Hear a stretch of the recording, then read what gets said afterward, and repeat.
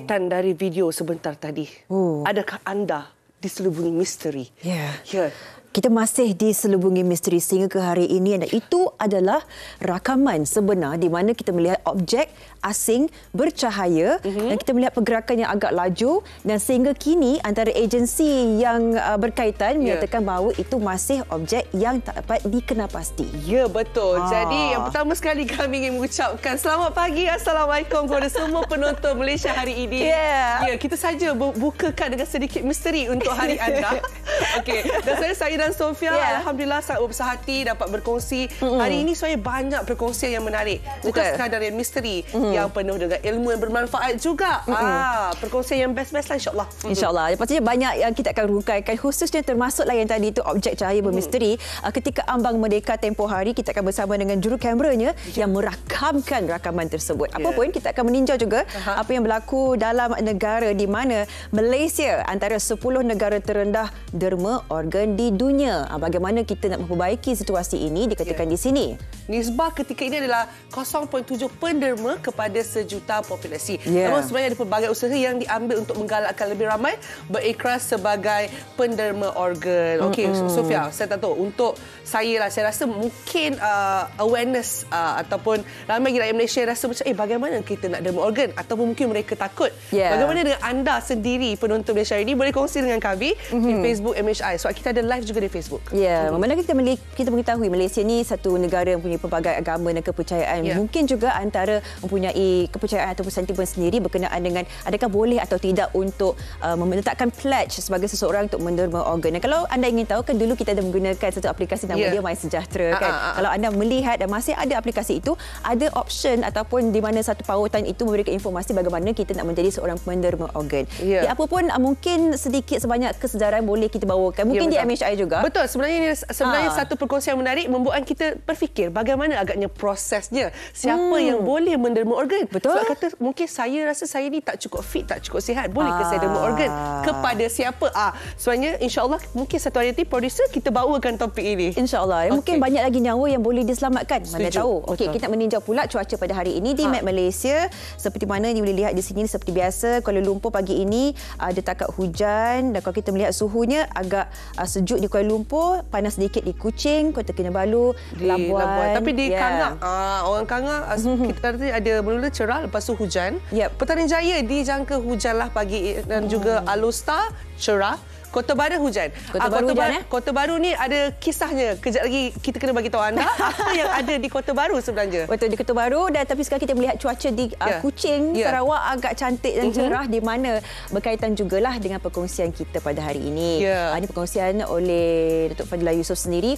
Awal pagi tadi telah pun mengiringi Keduli Yang Maha Mulia Sri Paduka Baginda Yang di-Pertuan Agong Sultan Abdullah Wi Ayatuddin Al-Mustafa Billah Shah bersama dengan Keduli Yang Maha Mulia Sri Paduka Baginda Raja Pemaisuri Agong Tunku Hajah Azizah Aminah Maimunah Iskandaria untuk berangkat lepas ke Magellan Sutra Harbour Kota Kinabalu ke Kadazan Dusun Cultural Association di Penampang. Ini adalah sebenarnya perkongsian semalam dan hari ini katanya sudah ke Sarawak dan anda sendiri boleh melihat di kaca TV anda betapa meriahnya orang-orang Sabah menyambut yang di-Pertuan Agong dan juga isteri, dan tentunya di Sarawak ni saya rasa ramai yang dah tak sabar. Betul. Kalau orang Sabah katanya perkongsiannya banyak lucu-lucu orangnya. Orang Sarawak pula bagaimana? Kalau orang di Sabah minta boleh turun kereta kalau di Sarawak bagaimana pula? Mungkin dijemputnya masuk rumah ke apa dan sebagainya. Kita suka dan sangat teruja lah melihat celoteh mereka.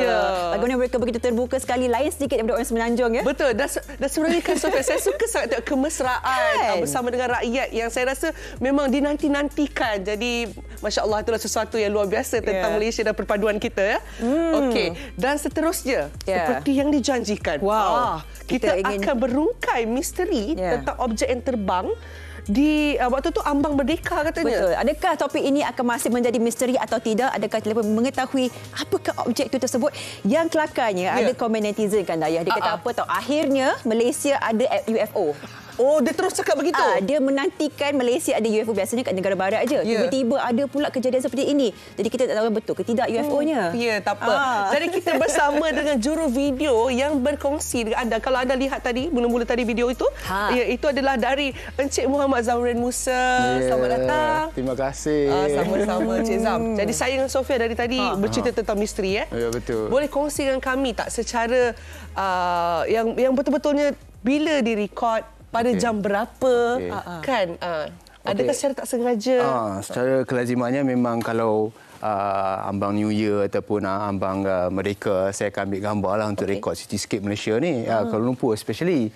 So pada malam tersebut, lebih kurang jam 12.30 pagi, masih menyala KLCC, menyala lampu apa semua. So saya pun dengan tidak sengaja rekodlah ke condition tu, situasi yang meriah tu lah. So apabila saya dah rekod dan bersama kawan-kawan, lepas tu saya pun balik rumah dan saya secara lazimnya memang saya akan buka dan tengoklah apa yang saya rekod tu. Dan kebetulan saya nampak ada satu objek yang misteri lah bagi saya sebab satu cahaya kalau normally kita akan nampak kapal terbang tu dia punya cara dia bergerak tu straight dan hilang kan. Radius dia besar. And then orang kata kalau macam asteroid kan dia just one zast macam tu je dan hilang kan. So yang ini ni dia macam ada mulanya dia turun and then dia berpusing. Dia berpusing. Dia berpusing. Lepas berpusing tu dia sambil berpusing tu dia mengubah arah. Lepas tu dia mengubah arah dan ke arah KLCC dan kemudian dia memucut ke arah Kuantan. So maknanya ke arah timur lah. So itu yang saya rasa pelik ni benda ni. Dan apabila saya buat zoom gambar tersebut dan clearly saya nampak macam ada satu shape silinder kan yang panjang. So itu dia. Zoom lah tu. Zoom. Ini 500 kali zoom ni. Lepas tu masa ni dia tengah berpusing. Dia berpusing dan apabila saya denoisekan sikit saya akan nampak dia akan menyala kan kat situ. Dia dah macam dah stop. Dia dah stop turun ke arah KLCC tu and then dia beralih ke arah timur. So yang ini bagi saya misteri lah, memang pelik lah. Jadi kalau kita melihat pergerakan kendaya, kalau kita belajar sains kan, bila komet ke meteor dia memasuki satu ruang udara tiba-tiba bercahaya tu maksudnya satu kebakaran tau. Jadi kita melihat pergerakan ni agak laju sebenarnya kan Cik Zam, dan bila dah balik rumah dan melihat dah 500 kali zoom ke dalam video ini, firasat sendiri merasakan apakah objek itu awal-awalnya? So kalau saya ada post dekat TikTok saya lah. Saya baca komen kat situ ada yang first of all tu kelakar lah jadi komen-komen tu. Netizen kita memang kelakar je orang Malaysia ni. Itulah kerja kita. Kemudian tu ada yang bagi tahu kata ada yang hantu lah, balun-balun lah, inilah. Lepas tu ada yang seterusnya ada cakap ini just normal comet ataupun asteroid. Tapi saya pun nak mempercayalah kalau memang standard lah kalau asteroid lalu tu memang macam tu. Tapi apabila dia beralih halu tuju tu jadi saya memang tak boleh nak rungkaikan apa benda yang sebenarnya terjadilah apa yang saya rekod tu. Yalah, nasib baik Cik Zam tak dapat ikut sampai ke mana pergi ke cahaya itu kan. Tadi macam one shot saja kan. Betul. Adakah mungkin drone? Ya, sebenarnya saya ada baca juga perkongsian rakyat Malaysia kita yang kreatif. Katanya juga macam mungkin tu drone kot. Dia bukan daripada langit ke apa. Mungkin dia drone sebab kan Ambang Merdeka. Jadi ada kemungkinan tu. Pendapat Cik Zam sebagai orang yang menggunakan drone juga? Saya menggunakan drone ni sejak 2015-16 lagi. So pergerakan drone tak mungkin selaju itu. Tak semungkin dia boleh bergerak laju. Dia paling laju pun dalam 50-60 km sejam je. Inilah paling laju lah. Tapi dalam keadaan yang macam ni memang impossible dia boleh turun dengan keadaan macam tu dan berpusing. Impossible. Untuk sebuah drone bergerak seperti impossible. itu. Memang tak boleh. Jadi dekat sini kita boleh tolak ke tepi lah yang drone tu. Wow. Tapi perasan macam ini kalau anda lihat di skrin ini adalah salah satu contoh Cik Zam lah kiranya shot memang cantik Cik Zam punya hebat Cik Zam. Cantik. Adalah saya ada uploadkan gambar-gambar saya dekat TikTok dengan YouTube The Style Fly Malaysia. Baik. Jadi ternyata Cik Zam ni memang mengetahui cara penggunaan kamera, dia tahu apakah itu drone atau tidak. Apakah yang mungkin boleh menjadi satu penjelasan bila kita melihat rakaman Cik Zam tu tiba-tiba dia menyala macam terbakar macam tu. Adakah betul kebakaran ke rasanya Tiba-tiba dia ada macam nampak kan kalau kita tengok video tu tadi, ada bahagian yang tiba-tiba ada cahaya. Itu terbakar ke apa sebenarnya? Dia kalau kita tengok kapal terbang kan, kalau kapal terbang bila dia punya thrust turbine tu keluar, kan dia keluar asap tu kan. So kalau kat sini kita tengok dia ada trail of asap tu lah. So kalau benda yang tak terbakar tak mungkin akan keluar macam ni. So itu yang jatuh peliknya, sebab dia seolah-olah macam satu asteroid itu jatuh. Tapi masa ni memang clear lah benda tu asteroid ataupun komet tu jatuh. And then orang kata tiba-tiba dia ubah haluan tu, bagi saya memang misteri lah. Saya Jadi tak dapat nak ni. Pembakaran susah juga sebab dia tak ada asap hitam seperti kebakaran terbuka dan sebagainya. Mesti akan jumpa kalau ada serpih dia terjatuh. Betul. Seolah memang betul macam meteorit pun ada juga kan. Dan sebenarnya saya rasa, nampak tak? Bila kita nak berungkaikan, dia semakin penuh misteri. Sebab yang paling saya rasa macam Cik Zam kata, Cik Zam sebagai seorang yang berpengalaman menggunakan drone dan sebagainya, bila melihat footage yang paling, okey, dalam fakta yang Cik Zam sendiri cuba rungkaikan lah ya. Yang mana rasanya paling tak masuk akal sekali, paling yang tak logik sekali, bagaimana dia boleh ubah haluan tu. Betul. Itu kan sebenarnya. Yang portion atas tu memang saya boleh terima lagi, tapi apabila dia ubah haluan daripada ke bawah dan naik ke atas balik tu something yang saya tak boleh terima lah. So bagi saya kalau sebut kalau sebut tu, itu yang dalam video saya sebut jeng tu, sebab memang saya tak faham benda. Pakar kita pun yang merakam tu pun tak dapatlah mengenal pasti. Agensi berkaitan pun tak dapat mengenal pasti. Dia apakah sebenarnya masih menjadi misteri. Sebab katanya kalau dalam term atau terma yang besar, unidentified object kan? Yes. Unidentified object. Sama juga dengan kami, masih tidak dapat mengenal pasti. Jadi apakah pendapat anda yang sedang menonton? Adakah sama juga seperti kami? Mungkin? Mungkin kalau ada pakar-pakar astrologi di luar sana yang menonton sekarang ni, kalau anda mempunyai sedikit pemahaman ataupun mungkin boleh agak-agak apa benda sebenarnya objek tu, boleh letakkan di ruangan komen kami. Mungkin boleh jadikan satu topik untuk hari yang lain. Betul. Sambungan mungkin, tak pasti. Silakan kami alu-alukan sebenarnya. Okey. Jadi kepada Encik Muhammad Zamrul Musa ataupun kita panggil Encik Zam. Terima kasih pagi-pagi ni sudi kongsi dengan kami. Terima kasih. Penerangan yang lebih lanjut tentang video tadi dan tentang kegusaran kita dengan misteri ini. Betul. Masih gusar sikit lah ya. Ada ni ya. Jeng. Okey, itulah antara yang kita bawakan pagi ini. Satu yang boleh kita menghiburkan hati juga. Pada masa yang sama mungkin satu persoalan dalam minda kita. Kita akan berehat seketika. Sekembalinya Daya akan bersama dengan anda untuk Soal Wang. Okey, selepas ini jangan ke mana-mana.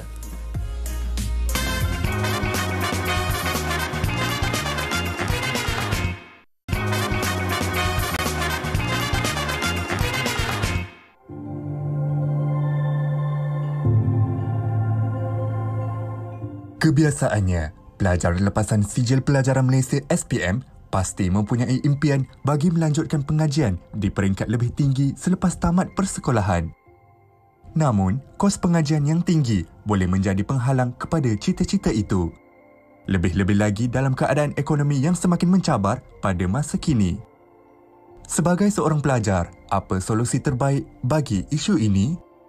PTPN and parents lah. Sebab PTPN untuk bayar per semester punya fees, and then parents tu untuk cover macam duit sewa rumah, perbelanjaan harian lah. Perbelanjaan assignment semua tu memang guna duit PTPN, sebab kalau dah deduct dengan fees tak berapa banyak pun dapat.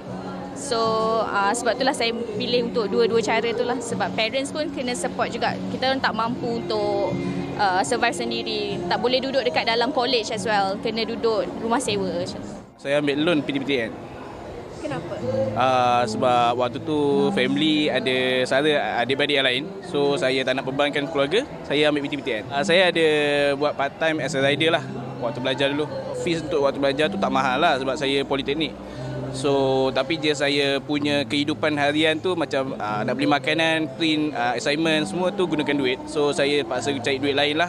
Saya pakai loan pendanaan PTPTN sebab mudah nak dapat, tak nak susahkan ibu bapa, and then sebabkan saya punya requirement untuk dapatkan beasiswa yang free semua tu tak cukup lah. So saya proceed dengan PTPTN je.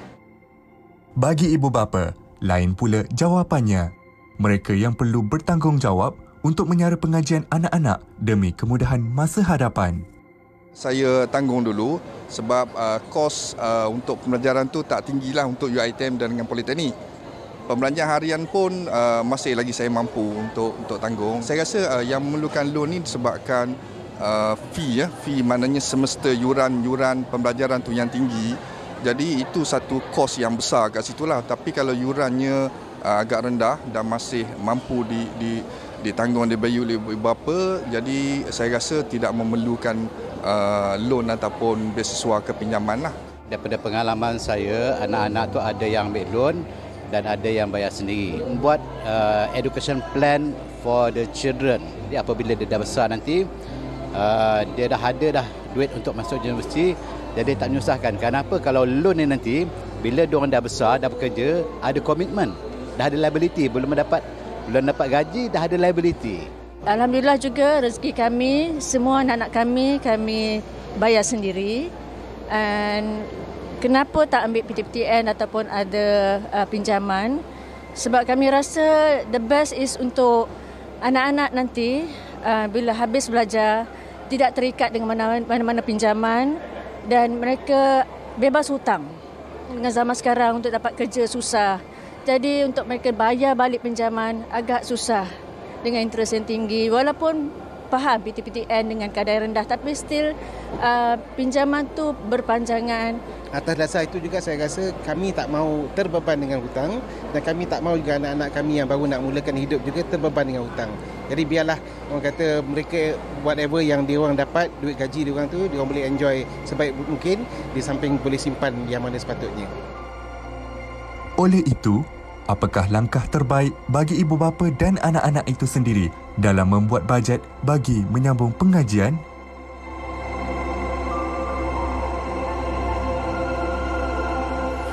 Baik, di situ kita lihat perkongsian daripada pelajar dan juga ibu bapa tentang topik yang bakal saya bincangkan sekarang ini, iaitu dalam soal wang, bajet sambung belajar. Jadi mungkin anda yang menonton ni ada yang di kalangan pelajar dan juga ada yang ibu bapa yang sedang menonton.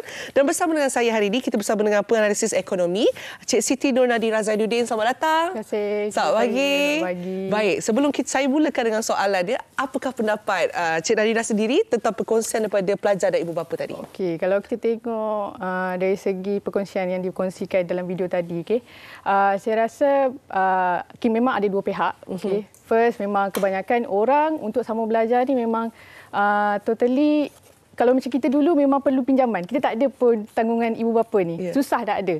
Dulu mungkin platform-platform yang macam sekarang, simpanan untuk ibu SSPNI ke, macam insurans pendidikan ke, tak ada benda tu.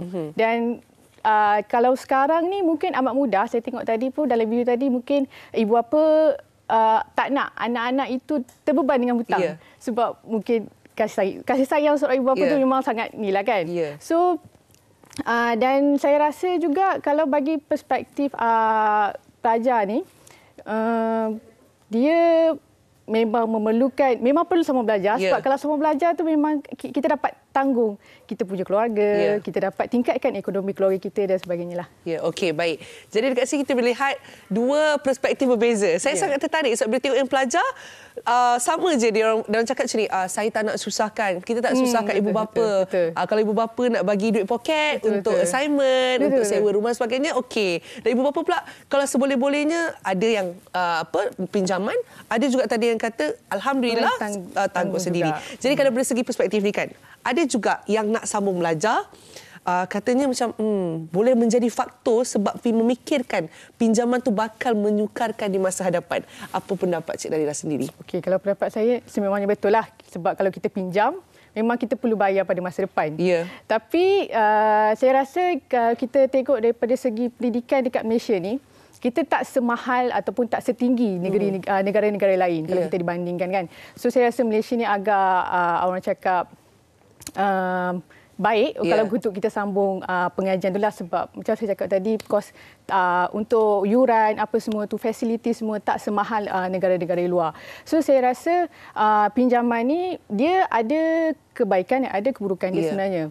Saya tahu keburukan dia ataupun kekurangan dia adalah masa depan perlu bayar. Tapi untuk masa sekarang ni dia dapat sambung belajar. Dia dapat apa yang dia mahukan.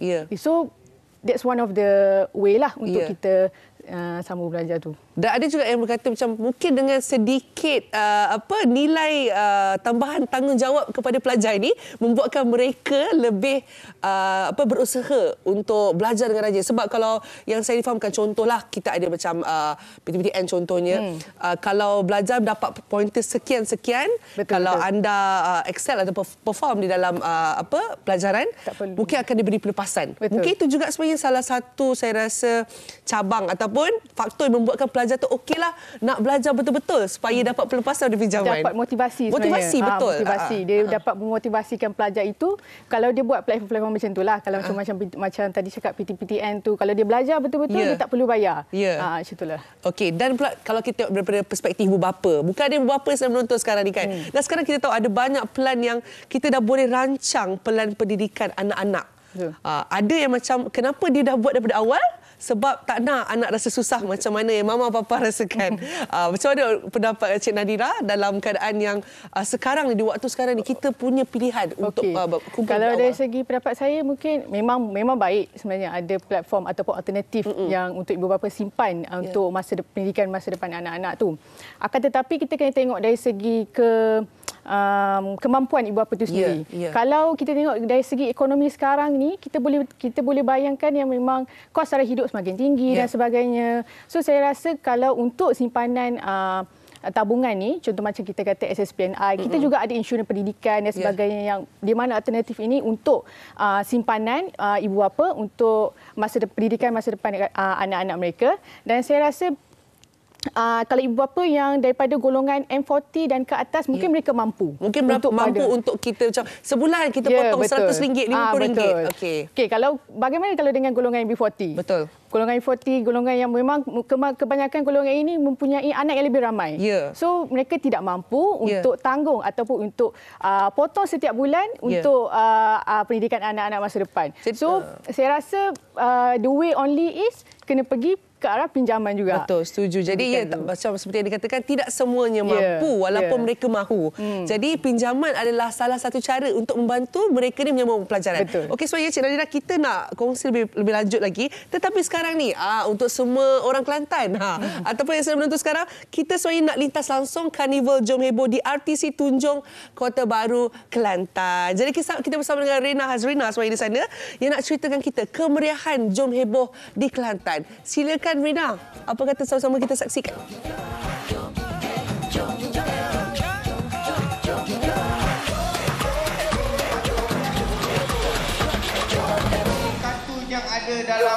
Kehangatan di RTC Tunjung Kota Baru Kelantan memang cukup meriah. Bukan saja saya bercerita tentang cuaca pagi ini, tetapi juga kerana sambutan pengunjung-pengunjung yang berada di studio Drama Sangat. Terima kasih Hidayah, rakan tugas saya pagi ini, manis berbaju kurung. Dan pastinya juga Assalamualaikum dan salam sejahtera untuk semua penonton MH, di mana kalau anda saksikan ketika ini cukup meriah situasi dan suasananya di hari kedua kami berkampung di sini.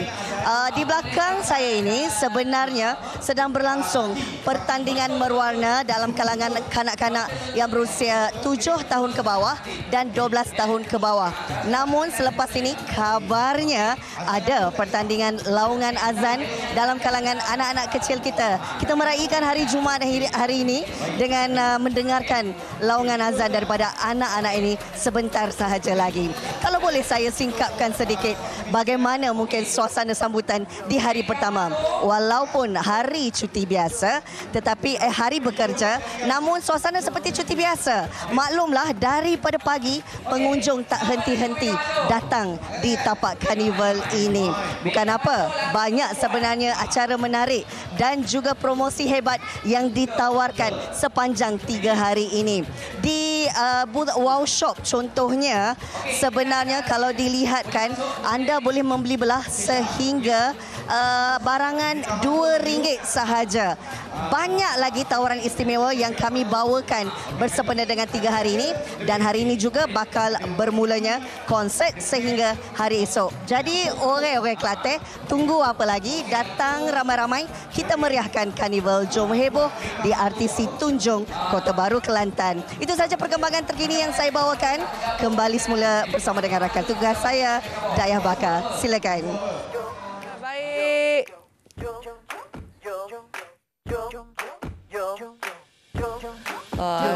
Terima kasih Rina Hazrina kongsi dengan kami keadaan di sana. Wow, nampak meriah ya. Jadi adik kakak jangan lupa pakat bayar mama. Oh, betul ke tu? Tak tahu kalau salah, minta maaf. Tapi sekarang kita nak sambung perbualan kita, iaitu tentang soal wang, bajet sambung belajar. Pinjaman ataupun kiranya duit daripada ibu bapa untuk sambung belajar. Okey, saya ada satu perkara yang saya rasa banyak berlaku. Tadi perkongsian pun banyak. Katanya mereka ambil loan. Ibu bapa kadang-kadang ada bagi duit poket. Ada juga yang tak ada duit poket dan tak mampu nak tampung soalnya. Jadi kerjalah part time. Okey. Saya tak tahulah untuk Cik Nadira sendiri, tetapi ada segelintir yang katakan kalau lah diorang ni belajar sambil tu kerja pula, takut tak dapat fokus pelajaran, mengganggu diorang punya keputusan nanti. Bagaimana pendapat Cik Nadira? Okey, kalau bagi saya, mungkin kalau pandangan saya semestinya benda tu betul lah.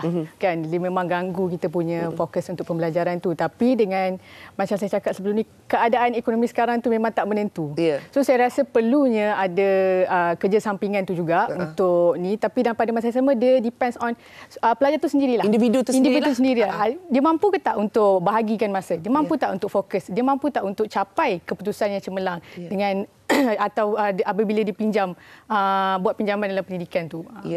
Betul, sebab orang kata penghujungnya, objektifnya adalah untuk mendapat segulung ijazah. Betul. Kan? Tapi kan itu dari segi yang mungkin mampu atau tak mampu untuk bekerja sambilan.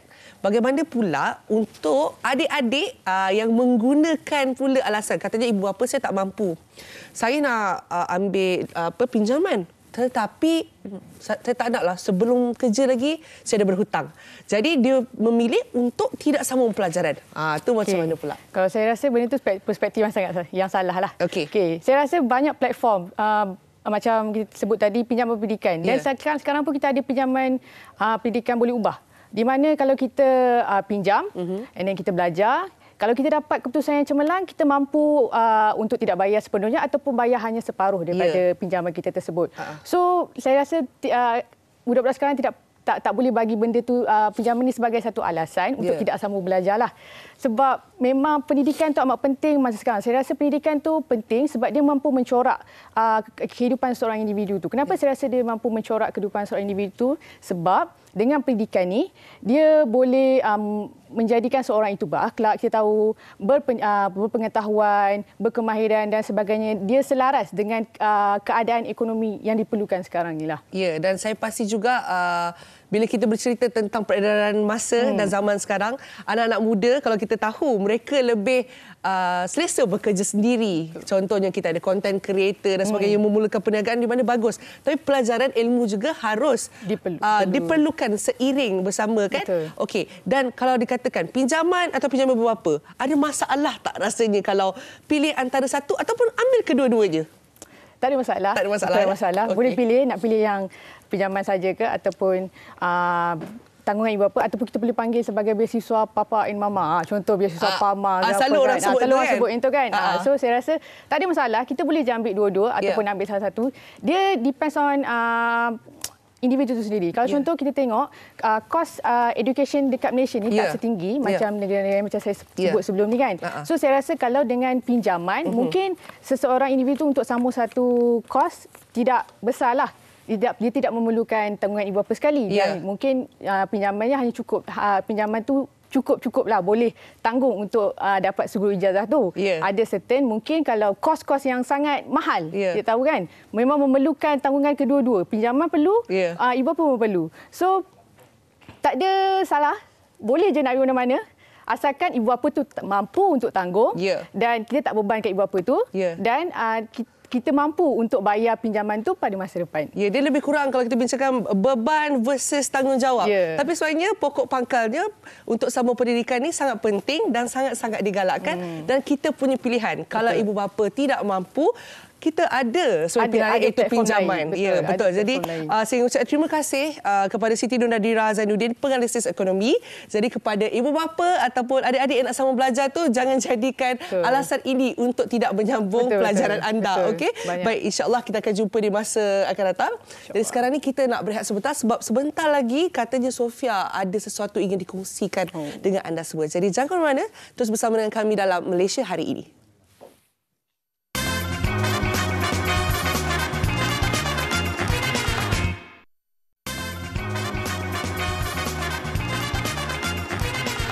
Kami masih menghidupkan pagi anda di Malaysia Hari Ini dan kita akan terus membincangkan tentang satu acara yang cukup berprestij berkenaan dengan industri halal antarabangsa dan juga tempatan MIHAS 2023. Dan saya terus bersama dengan Yang Berhormat Datuk Seri Rizal Naina Marikan, Pengerusi Matrik, untuk membincangkan bagaimana ini boleh terus melonjakkan industri halal di negara kita. Baik, terima kasih bersama kita hari ini Datuk Seri. Terima kasih Sofia kerana menjemput dan mengundang saya ke Malaysia hari ini. Satu penghormatan untuk kami juga untuk ada yang Datuk Seri sendiri untuk membincangkan tentang MIHAS 2023. Dan mungkin kita boleh mulakan secara ringkasannya Datuk Seri kan berkenaan dengan MIHAS 2023 ini dan bagaimana prestasi perdagangan Malaysia pada tahun lalu disebabkan oleh lonjakan oleh MIHAS sendiri.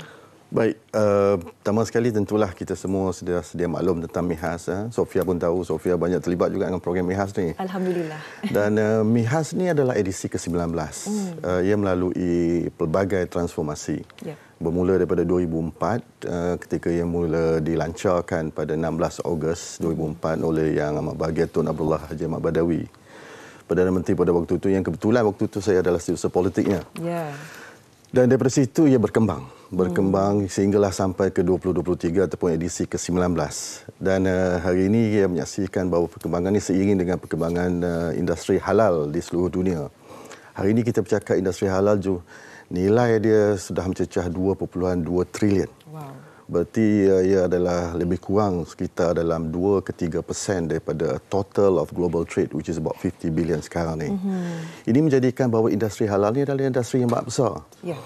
Di balik pada soalan yang ditanya, apakah sumbangan dan lonjakan? Alhamdulillah, disebabkan oleh MIHAS yang dianjurkan daripada tahun demi tahun, menyaksikan perkembangan, pertumbuhan, dan akhirnya kita melihat bahawa MIHAS pada 2022 telah mencatatkan hampir 2.4 bilion dalam tempoh tersebut saja.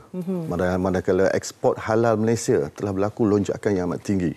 2022 berada sekitar hampir 60 bilion, 59. Lonjakan 63% daripada tahun sebelumnya. Ada orang cakap juga mungkin kerana tahun sebelumnya itu adalah tahun yang terkesan daripada pandemik. Maka saya tengok di segi angka pada tahun pra-pandemik 2019, angka dia adalah 40 bilion. Berarti kalau 60 bilion berlaku lonjakan sehingga hampir 50%. Demikianlah impak dan kesan yang diberi oleh MIHAS dalam penganjuran yang menjadi gerbang ataupun gateway kepada usahawan tempatan dan juga mereka yang di kalangan perusahaan mikro, kecil dan sederhana untuk menembusi pasaran-pasaran di luar negara dengan menggunakan pentas MIHAS ini sebagai platform terbaik untuk mereka mencari rakan-rakan baru agar mereka dapat memasarkan produk dan juga perkhidmatan halal ke seluruh dunia. Kita sangat teruja melihat lonjakan angka yang begitu besar sekali, peningkatan 50% dalam masa beberapa tahun, dan kita pastinya melihat Malaysia diletakkan sebagai satu hub halal yang tidak boleh disangkal lagi di mata dunia. Dia pada mata Datuk Seri sendiri, apakah yang boleh kita lihat dalam aspek penambahbaikan aspek tarikan utama MIHAS bagi tahun ini yang boleh pastinya menarik lebih ramai investor ataupun menarik minat ramai untuk terus bersama menyokong MIHAS 2023? Ya, saya nak maklumkan MIHAS kali ini adalah pameran produk-produk perdagangan halal yang terbesar di dunia. Dan ini adalah salah satu branding yang amat kuat kepada Malaysia. Saya nak nyatakan bahawa alhamdulillah, kalau tahun lepas kita ada sekitar 1,300 ROI ataupun booth dengan penyertaan daripada 33 negara. Tapi hari ini menyaksikan peningkatan yang jauh lebih tinggi. Kali ini setakat saya bercakap ni sudah ada hampir 1,900 ROI booth 1,040 exhibitors datang daripada 44 negara. Oh, hebat. Yang menariknya kali ini ada penyertaan daripada premium buyers. Premium buyers ni adalah pembeli-pembeli, pengimport-pengimport daripada luar negara yang mempunyai rantaian pasaraya yang luas yang membolehkan mereka untuk mendapat peluang dan ruang untuk mencari sumber-sumber yang dapat mereka perolehi untuk jadikan barang-barang yang dijual oleh barang mereka. Ini adalah pentas terbaik. Betul. Dan saya rasa ini adalah juga salah satu daripada peluang yang terbaik pada pengusaha-pengusaha mikro, kecil dan sederhana untuk mengambil peluang. Secara sepintas lalu, antara acara yang menarik ataupun part aspek yang menarik adalah pertama sekali tentulah dari segi showcase dia. Pameran yang akan berlangsung daripada 12 sehingga ke 15. Dan 12 hingga 15 ni untuk mereka yang dianggap sebagai pelawat perdagangan ataupun trade visitors. Mereka boleh berdaftar dan mereka boleh terlibat dalam tempoh tersebut. Manakala untuk di kalangan orang awam pada 15 hari bulan. Namun komponen kedua ni lebih penting, INSP ataupun International Sourcing Program. Apa maknanya? Maknanya bila mana Madrid memainkan peranan untuk melakukan pemadanan business matching. Penyuburan ataupun kita jadikan kata dengan negara yang memerlukan sumber-sumber ini dipadankan dengan pembeli-pembeli daripada luar. Mereka datang dijemput dan mereka ni adalah premium. A combined sales mereka bernilai hampir 120 bilion. Bayangkanlah kalau 1% generated, that's already 1.2 billion. Antaranya datang daripada 8 negara, daripada France. Ini yang premium. Tadi kalau importer semua datang daripada 44, tapi yang premium ni datang daripada 8. Indonesia, Thailand, Hong Kong, France, Australia dan Turki dan juga Qatar. Jenama-jenama seperti Carrefour, PT Worldmark, Cipol. Ini adalah antara rantaian-rantaian pasaraya yang besar. Kalau kita nak harap usahawan-usahawan kita untuk cari peluang, nak menembusi, untuk berjumpa dan mengetahui mereka, pasti ada barriers, kesukaran. Betul. But hari ini, macam orang katalah, we cannot bring Muhammad to the mountain, we bring mountain to Muhammad. Kita bawa mereka datang ke laman kita untuk kita jadikan satu peluang dan kita perluaskan lantai penyertaan di kalangan pengusaha-pengusaha untuk mendapat peluang meluaskan lagi rantaian-rantaian dan juga rangkaian ekspor mereka. Dan saya nak ambil kesempatan ini nak ucapkan tahniahlah khususnya pada Madrid sebagai chairman pengurusi kerana kepimpinan pengurusan tertinggi Madrid bekerja bertungkus lumus untuk meningkat dan menjadikan Madrid ini salah satu daripada jenama yang sehingga hari ini dihormati. Selain daripada itu, selain daripada INSP ini juga kita ada MIHAS Knowledge Hub. MIHAS Knowledge Hub ni selepas 11 hari bulan, INSP akan berlaku pada 11 hari bulan. Baik. Setelah satu hari suntuk.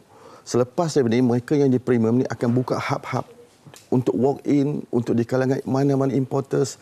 Contohnya kalau saya nak hantar barang ke Carrefour, Carrefour akan cerita, these are the compliance requirement, these are the thing needed to be done. Tak mungkin mereka dapat peluang kalau mereka hendak berlakukan secara individu. Saya setuju. So secara MIHAS ini menyediakan peluang. Ini dikatakan sebagai MIHAS Hub Pengetahuan. Dan yang terakhir sekali, of course lah, kita nak beri galakan-galakan pada peserta-peserta kita. Kita ada apa yang dinamakan sebagai Anugerah MIHAS. Ini yang Sofia terlibat ni kan. Alhamdulillah, terima kasih. MIHAS Award. InsyaAllah akan berlangsung, kalau tak silap saya, pada hari Rabu. Pada hari Jumaat 15 hari bulan. Dan inilah antara semua intipati dan saya anggap bahawa perkara-perkara yang akan berlaku dalam tempoh 4 hari, tapi is going to be very substantive one. Akan menjadi cukup bermakna kepada di kalangan PMKS, di kalangan pengusaha-pengusaha, di kalangan mereka yang terlibat dalam ekspor. This is a time for them to come and ambil and grab opportunity untuk melebarkan ruang dan peluang untuk memasarkan barangan, produk dan juga perkhidmatan halal mereka. Di sinilah kita melihat sendiri keistimewaan MIHAS, di mana bukan sahaja kita melihat daripada sudut yang besar berhubung dengan jalinan beberapa negara dan sebagainya, tetapi membuka peluang juga untuk mereka yang bergiat tidak kira kecil atau besar atau sederhana untuk sama-sama menjayakan dan mencari tempat mereka dalam dunia halal ini. Dan pada pandangan Datuk Seri sendiri kan, apakah strategi yang digunakan oleh MIHAS sendiri selang beberapa tahun ini untuk menambah nilai kepada keseluruhan industri halal tempatan dan juga menuju ke arah antarabangsa, Datuk Seri? Ini adalah sebenarnya peranan yang dimainkan oleh Matrid. Matrid adalah kata pengendali utama MIHAS. Dan Matrid memainkan peranan untuk menyediakan ekosistem kata perdagangan luar negara secara kondusif, mana from end to end. Kalau seorang yang dianggap sebagai export ready entrepreneur, Matrid bukan hanya untuk melakukan business matching semata-mata, tapi lebih daripada itu kita ada 46 trade commissioners atau trade commission. Kalau Kementerian Luar, sebab tu saya jadi Timbalan Menteri Luar, kita ada kedutaan. Kalau BT dan Matrid, kita ada trade commission. So trade commission ini berpekala di negara-negara yang dianggap strategik untuk menjadi pintu dan juga untuk menjadi point bagi mereka mendapatkan bantuan. Contohnya bila dah ada business matching, a follow up of business matching umpamanya. Dan kemudiannya some compliances requirement, pematuhan piawaian tertentu.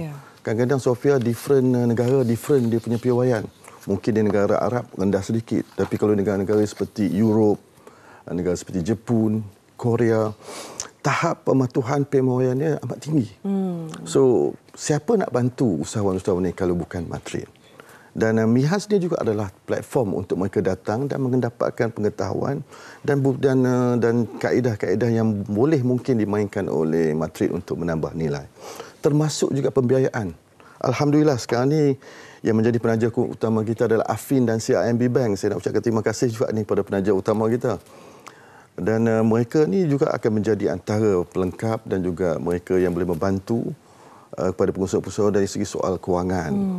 Sebab tu saya rasa the whole aspect of ecosystem, the whole cycle ecosystem from end to end akan dibantu sebagai nilai tambah kepada memastikan bukan hanya mereka dapat melakukan business matching, dapat mengekspor barang, tapi kelestarian, kemampanan, the sustainability of produk mereka berada di pasaran, di pesada antarabangsa akan berlaku dengan lebih tuntas dan kondusif.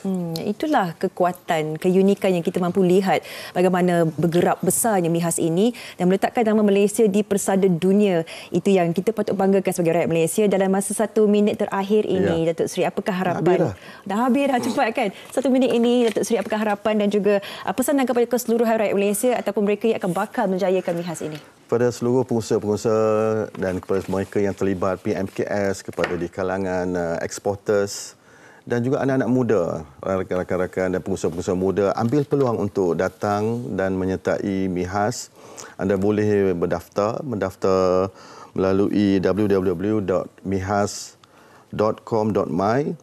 Dan kepada mereka yang tak dapat hadir pun sebenarnya boleh juga menyertai secara maya, kerana kita juga menyediakan ini secara maya dan kita mengharapkan MIHAS 2023 edisi ke-19 ini adalah satu MIHAS yang paling terbesar dan dapat menjadikan ia acara yang bukan hanya tahunan tapi berkembang daripada masa ke masa. Kalau tahun lalu, Sofia, 2.4 bilion. Hari ini saya letak KPI. CEO saya, Mustafa, dia mungkin duk dengar ni. Nothing less than 2.5 billion must be generated daripada MIHAS 2023 ini. Penanda aras yang sangat tinggi saya pasti boleh dicapai oleh keseluruhan mereka yang menjayakan MIHAS ini. Kita ucapkan terima kasih setinggi-tingginya kepada Yang Berhormat Datuk Seri Rizal American, Naina American, pengerusi Matrid sendiri kerana sudi berada bersama kita untuk memberikan apakah kebaikan menyertai dan menjayakan MIHAS ini. Terima kasih Datuk Seri. Terima kasih Sofia. Ya, kita ucapkan yang terbaik dan semoga dipermudahkan segalanya. Kita akan berehat seketika, teruskan menonton Malaysia Hari Ini.